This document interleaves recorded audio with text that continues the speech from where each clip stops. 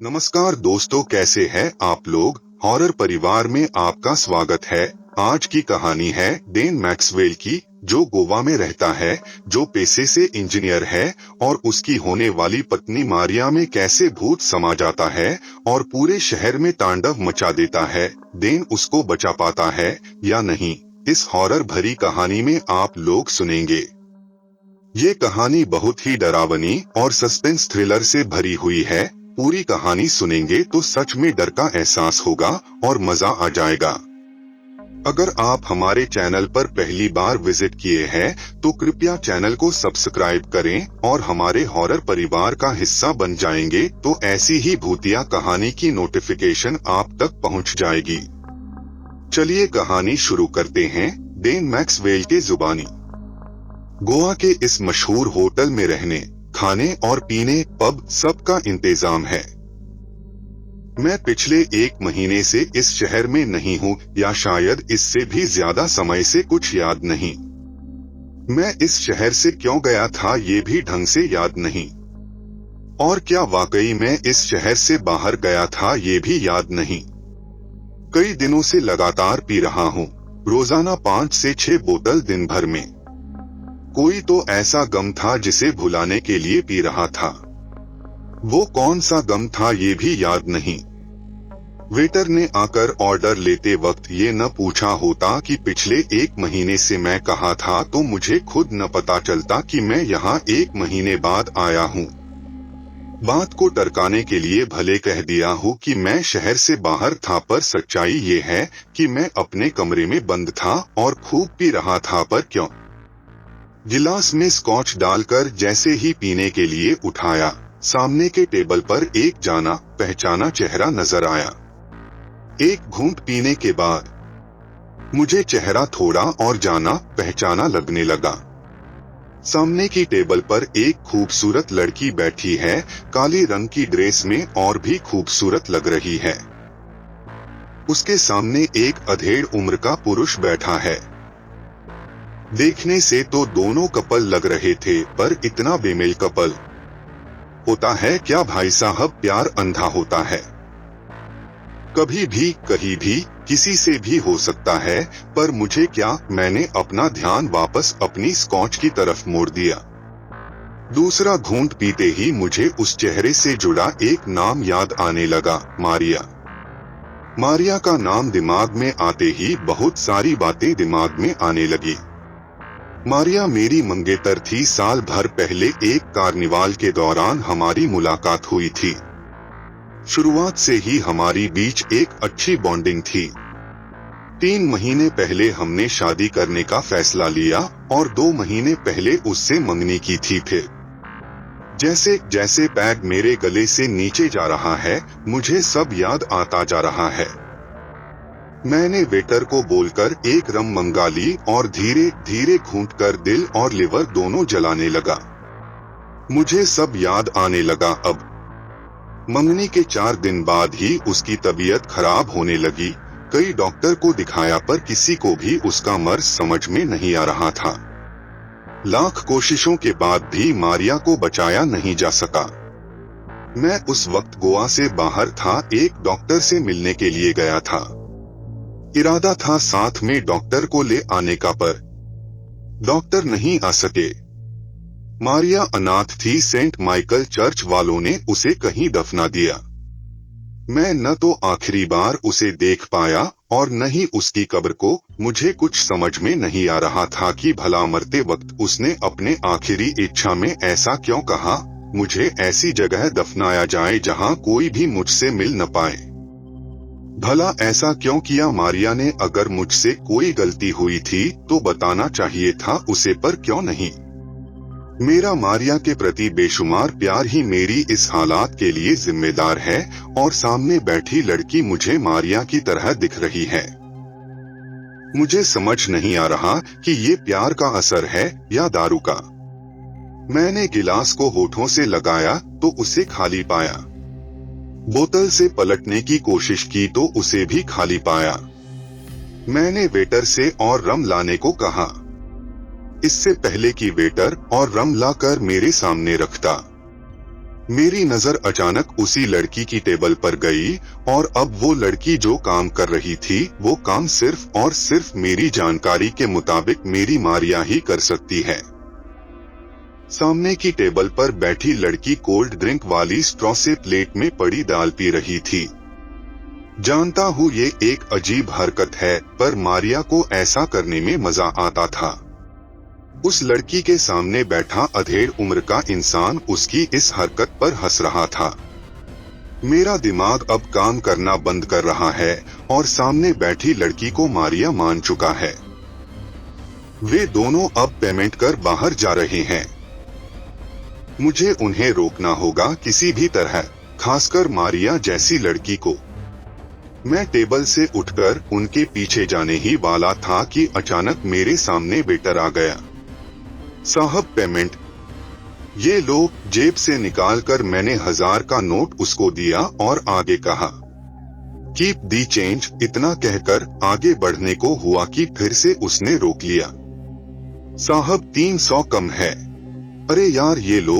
इस बार जेब से 500 का नोट निकालकर उसकी हाथ में पकड़ाया और कान में आगे कहा, नाउ कीप दी चेंज। मैंने अब वेटर की ओर ध्यान ही नहीं दिया और तेजी से बाहर की ओर दौड़ना शुरू किया। बाहर निकलकर इधर उधर देख रहा हूँ पर वो मुझे कहीं नहीं दिख रही है। मैं अफसोस कर वापस अपने रूम की तरफ चल दिया। इस होटल से मेरे कमरे की दूरी कोई आधा किलोमीटर होगी, इसलिए पैदल ही चल दिया। कमरे पर पहुंचकर चुपचाप मारिया के सपनों में खोते हुए बिस्तर पर लेटा और छोटे बच्चे की तरह सो गया। सुबह के 11 बजे। बड़े अनमने ढंग से उठना पड़ रहा है। दरवाजे के नीचे से हॉकर ने अखबार अंदर सरका दिया है। मैंने अखबार उठाकर पढ़ना शुरू किया। अभी 1-2 पेज पढ़ा ही था कि पेज पलटते हुए मेरी नजर एक आश्चर्यचकित कर देने वाली खबर पर पड़ी। अखबार के एक पेज पर एक खबर छपी है जो इस प्रकार है, शहर के बड़े हीरा व्यापारी की हत्या, उनके शव का पता नहीं चला, सीसीटीवी में कैद हत्यारे की शक्ल, डाटाबेस में पहचान हुई, मारिया नाम है। खबर के साथ फोटो लगी हुई थी जो मारिया की ही थी, पर मैं अपनी मारिया को बहुत अच्छे से जानता हूँ, वो कभी किसी की जान नहीं ले सकती है। इस खबर से जुड़े और खबरों को देखने के लिए पूरा पेपर पढ़ डाला और कहीं मारिया की कोई खबर नहीं थी। मैं हैरान और परेशान दोनों था। अचानक मेरे दिमाग में एक खटका सा उठा। मैंने पूरा पेपर फिर से पढ़ा तो दिमाग घूम गया। पूरे पेपर में मर्डर ही मर्डर छपा है। गोवा में 30 मर्डर हुए हैं और सभी का खून एक ही तरीके से हुआ है। किसी का भी शव प्राप्त नहीं हुआ है। पर ऐसा कैसे हो सकता है? अगर हीरा व्यापारी की हत्या में मारिया शामिल है, तब बाकी की हत्या किसने की? कहीं कुछ तो राज है, पर क्या? सारे सवालों के जवाब अब एक ही जगह से मिल सकते हैं, सेंट माइकल चर्च। मैंने तुरंत अपनी बाइक निकाली और उस सेंट माइकल चर्च पहुंचा जिसने मेरी मंगेतर मारिया को कहीं दफनाया था और अब वो वापस जिंदा होकर कत्ल कर रही है। मुझे चर्च में कहीं कोई दिख ही नहीं रहा था। मैं वापस जाने को मुड़ा ही था कि थोड़ी दूर पर एक कमरे में एक पादरी दिखा। मैं भागकर उसके पास गया। फादर, मुझे आपसे कुछ पूछ। इससे पहले कि मैं अपनी पूरी बात कह पाता, मुझे उनका चेहरा याद आ गया। ये वही शख्स है जिसको कल रात मारिया के साथ देखा था। फादर, आप कल मारिया के साथ थे, है ना? कौन मारिया? कौन हो तुम? फादर ने चौंकते हुए कहा। फादर, झूठ मत बोलो। मैंने कल तुम्हें सनशाइन होटल में मारिया के साथ डिनर करते हुए देखा है। बताओ फादर, तुमने मेरी मारिया के साथ क्या किया है? मैं फादर के झूठ से गुस्से में आ गया और ताव में आकर उसका कॉलर पकड़ लिया। तुम मुझे कोई पागल लगते हो, गार्ड्स ले जाओ इसे बाहर। फादर ने खुद को बचाने का प्रयास किया। कुछ ही पलों में न जाने कहां से कई और पादरी और गार्ड्स आकर मुझे जबरदस्ती चर्च से बाहर ले जाने लगे। मैं कुछ कह पाता इससे पहले ही उन लोगों ने मुझे चर्च से बाहर फेंक दिया। पर मैं भी हार मानने वाला नहीं था। मैंने किसी जोड़ तोड़ कर फादर के बारे में पता किया। ये फादर कॉलिंस है, इन्होंने ही मारिया को दफनाया था। मैंने रात के होने का इंतजार करना शुरू किया और रात के 9 बजते ही चोरी से चर्च में घुस गया। चर्च में घुसकर पादरी को खोजने का इरादा था, पर दूर दूर तक कोई दिखाई ही नहीं दे रहा था। चर्च में चारों तरफ मोमबत्ती की रोशनी थी, पर इंसान नहीं दिख रहा था। मैं धीरे धीरे उस रूम की तरफ बढ़ा जहां पर सुबह फादर कॉलिंस मिले थे। रूम इस वक्त खाली था। मैं उस रूम में खड़ा होकर कुछ सोच रहा था कि तभी कहीं से मंत्र पढ़ने की आवाज आने लगी। मैंने खिड़की से झांक कर देखा। सामने एक कब्रिस्तान था, उसके सामने कुछ लोग खड़े थे। कपड़े से पादरी लग रहे थे और वे हाथ में बाइबल लिए कुछ मंत्र पढ़ रहे थे और सामने की तरफ पवित्र जल छिड़क रहे थे, पर किसके ऊपर अंधेरे में कुछ साफ नहीं दिख रहा था। इतने में एक पादरी भागता हुआ चर्च के अंदर आने लगा। मैं मौके का इंतजार करने लगा। जैसे ही वो पादरी मेरे बगल से गुजरा, मैंने उस पर छलांग लगा दी और उसे दबोच लिया। उसका चेहरा मोमबत्ती के रोशनी में पहचान गया। वो फादर कॉलिंस थे। इससे पहले कि मैं कुछ कह पाता वो चिल्ला पड़े, भागो यहाँ से। मुझे कुछ समझ नहीं आ रहा था, पर उनकी आवाज में डर था, इसलिए बिना कोई सवाल जवाब किए उनके पीछे हो लिया।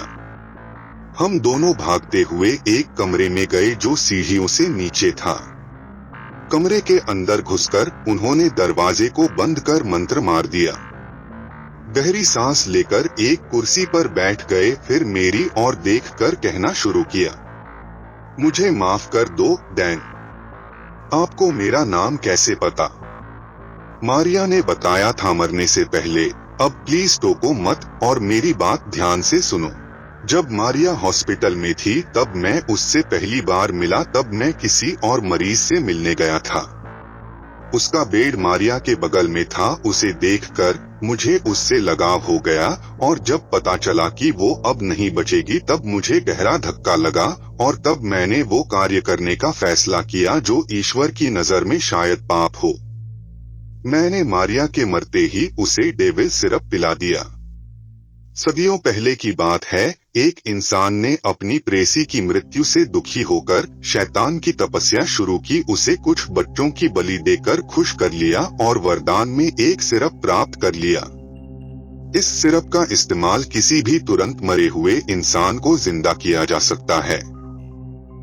उसने वही किया, पर शैतान धोखे से काम लेता है। उसने ये बताया ही नहीं कि दोबारा जिंदा हुआ इंसान सिर्फ 33 दिनों तक ही जीवित रह सकता है, उसके बाद वो कुछ और बन जाएगा। 33 दिनों बाद उसकी प्रेसी ने मौत का ऐसा तांडव मचाया कि हफ्ते भर में लाखों लाशों के ढेर लग गए। बड़ी मुश्किल से उस प्रेसी के शरीर को जलाकर नष्ट किया जा सका और उस सिरप को कहीं छुपा दिया गया था। बाद में वो सिरप इस चर्च को मिला, पर मैंने उसका गलत इस्तेमाल कर दिया। इससे पहले कि मैं कुछ और पूछता, फादर कॉलिंस ने आगे कहना शुरू किया, मारिया को भी वही डेविल सिरप पिला दिया और कब्र में दफना दिया। नियम के मुताबिक रात में उसे फिर से जाग जाना चाहिए और वही हुआ भी। रात के 1 बजे के करीब उसने कब्र फाड़कर खुद को बाहर निकाल लिया, पर इस संसार से कट जाने के कारण उसकी याददाश्त चली गई थी। मैंने उसे कुछ मुख्य बातें याद कराई और उसे अपनी बीवी की तरह रखने लगा, पर मेरा मोह इतना बढ़ गया कि मैं उसे दोबारा नहीं मार पाया और कल रात को 12 के बाद उसने शैतानी रूप अख्तियार कर लिया। वो हर मुर्दे को कंट्रोल कर सकती है और उन्हीं मरे हुए कुछ मुर्दों को निकालकर उसने हत्याएं करनी शुरू की और अब तक 100 से ज्यादा हत्याएं कर चुकी है। हालांकि पेपर में 30 ही छपे हैं, क्योंकि भिखारियों और गरीबों की गिनती कोई नहीं करता। लोगों को मारकर उनके लाश को यहाँ कब्र में लाकर दफना दिया जाता है। तब मारिया कोई मंत्र पढ़कर उन्हें अपना चेला बना लेती है और फिर उनसे हत्याएं करवाने लगती है। ये है उस कब्रिस्तान का रहस्य जहां मेरी मारिया दफन थी, और इसी कब्रिस्तान में वो 30 लाशें हैं जिनका सुराग किसी को नहीं मिला था। इस कमरे में एक टीवी था। फादर कॉलिंस ने उसे चालू कर न्यूज चैनल लगा दिया। न्यूज चैनल पर अज्ञात हमलावरों के बारे में बताया जा रहा था जो आम नागरिकों पर हमला कर उन्हें मारकर उनकी लाश को अपने कंधे पर डालकर कहीं ले जा रहे थे, और पुलिस फोर्स उन्हें पूरी तरह रोकने में नाकामयाब थी। फादर कॉलिंस, ये सब आपकी वजह से हुआ है, अब आप ही इसे रोकने का तरीका बताइए। इसे रोकने का एक ही तरीका है, मारिया को फिर से मारकर उसके शव को जलाना होगा। मेरा मन तो ये सब मानने को नहीं कर रहा था, पर लोगों की जान बचाने के लिए ये करना जरूरी था। फादर कॉलिंस ने कुछ और पादरी और गार्ड्स को बुलाया जो करीब 10 से 15 की संख्या में थे। उनका काम था मुझे प्रोटेक्ट करना, और मेरा काम था उस मृत्यु की देवी के आर्मी को छकाते हुए उसके दिल में पवित्र क्रॉस उतारना। फादर कॉलिंस ने एक हाथ में बाइबल और एक हाथ में पवित्र जल में डूबी हुई तलवार ले ली। ऐसा बाकी पादरियों ने भी किया। कुछ ही देर में दरवाजा खोलकर हम उन पर टूट पड़े। ये पूरा दृश्य एक ज़ॉम्बी मूवी जैसा प्रतीत हो रहा था। वे मरे हुए हमें मारने को उतारू थे और हम उन्हें। ये युद्ध लड़ा जा रहा था जहां जीतने की गुंजाइश कम थी। उन मुर्दों ने हमारे साथियों को एक एक कर निपटाना शुरू कर दिया। हम उन मुर्दों की फौज में आधे तक ही पहुंचे थे कि हम और सिर्फ कॉलिंस ही बचे थे। अब हमें लगने लगा था कि अब ये युद्ध हम हारने वाले हैं कि तभी मुझे एक युक्ति समझ में आई। मैं जोर जोर से मारिया को नाम लेकर बुलाना शुरू किया। वो बहुत दूर थी, पर मेरी आवाज सुनकर थोड़ी देर के लिए रुक गई। वो उड़कर मेरे पास आई और लगभग 100 मीटर की दूरी पर खड़ी होकर मुझे घूर कर देखने लगी। उसके आते ही उसके मुर्दों की आर्मी शांत हो गई। मैं अपनी मारिया के बारे में जो बातें जानता था उसे बताने लगा। इससे शैतानी मारिया कुछ देर को भ्रमित हो गई। तब मैं तलवार को दूसरे हाथ में पकड़ा और जेब में रखी पिस्तौल को दाग दिया। धमाके के आवाज के साथ ही गोली निकली और सीधा मारिया के खोपड़ी में घुस गई। एक दर्दनाक चीख निकली। उसकी चीख सुनकर उसके मृत सैनिकों ने हम पर हमला कर दिया। फादर कॉलिंस को पकड़ लिया और उन्हें घसीटते हुए कब्र में ले जाने लगे। वो चिल्ला रहे थे, बचाव के लिए गुहार लगा रहे थे, पर उनकी कोई सुनने वाला नहीं था। उन मुर्दों ने मुझे भी पकड़ लिया था। इससे पहले वो मेरे साथ कुछ ऐसा कर पाते, मैंने तलवार को वापस दाएं हाथ में पकड़ा और पूरी ताकत से मारिया के दिल को निशाना बनाकर फेंका। निशाना अचूक था। मारिया सिर के चोट के घाव से खुद को संभाल नहीं पाई थी और दिल में तलवार लगते ही वो गिर पड़ी। उसके गिरते ही आर्मी कमजोर हो गई। मैं उन्हें धक्का देकर मारिया के पास जाने लगा। उसके सामने घुटने के बल बैठकर अपनी पीठ में छुपे क्रॉस को बाहर निकाला और पूरी ताकत से उसके दिल में उतार दिया। मैं मारिया से माफी मांगता हुआ वही पड़ा रहा, इस बात से बेखबर कि उसकी पूरी आर्मी अपने आप राख में बदलकर गायब हो गई है। मुझे तो सिर्फ मारिया की फिक्र थी, जिसका शरीर क्रॉस के पवित्र जल के कारण अपने आप जलने लगा। मैं रोता हुए उसे देखता रहा। कब बेहोश हो गया पता नहीं। कुछ दिन बाद मेरी आंख अस्पताल में खुली और खुद को एक बेड पर पाया। बेड के बगल में एक न्यूज़पेपर मिला। उसको उठा के पढ़ने लगा। उसमें 666 लोगों के मारे जाने की खबर थी, पर नहीं मृतक की लाश मिली, नहीं हमलावर। मैंने पेपर को एक तरफ फेंक दिया। मारिया याद आ रही थी मुझे। अगर मैंने पेपर ध्यान से पढ़ा होता तो मुझे एक खबर जरूर दिखती। दिल्ली शहर में दिखी मारिया, हीरा व्यापारी के खून में है आरोपी। ये कहानी आपको कैसी लगी कमेंट करके बताएं। आप किस टॉपिक पर कहानी सुनना चाहते हैं कमेंट करें। ऐसी ही सच्ची, डरावनी, हॉरर, थ्रिलर कहानियां सुनने के लिए हमारे चैनल को सब्सक्राइब कर ले। धन्यवाद।